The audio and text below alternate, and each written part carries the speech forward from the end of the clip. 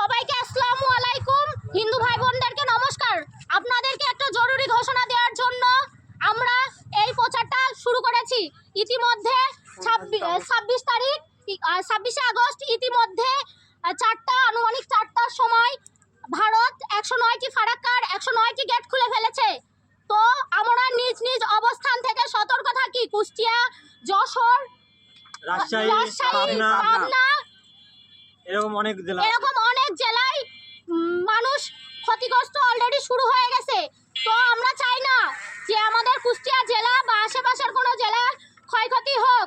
আমরা নিজ নিজ অবস্থান সতর্কতার সাথে নিজ নিজ অবস্থান থেকে নিজেরা সুরক্ষিত থাকি এবং অন্যদের কাছে খবরটি প্রচার করে দিই এবং সতর্ক থাকি। বলা যায় না সতর্ক থাকতে তো আর দোষ নেই। আমরা চাই না আমাদের কোনো ক্ষতি হোক।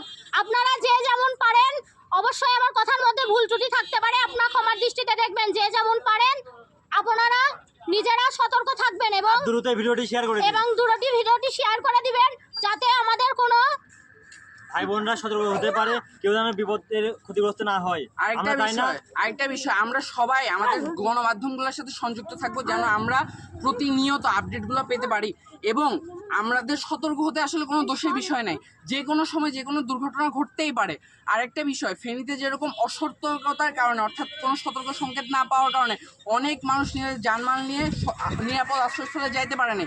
আমাদের যেন এই ধরনের অবস্থা না হয় সেই জন্য আমরা নিজেরাও সতর্ক হব এবং প্রত্যেকটা ব্যক্তি যারা আমাদের আশেপাশে অবস্থান করতেছেন সবাইকে সতর্ক করার চেষ্টা করব।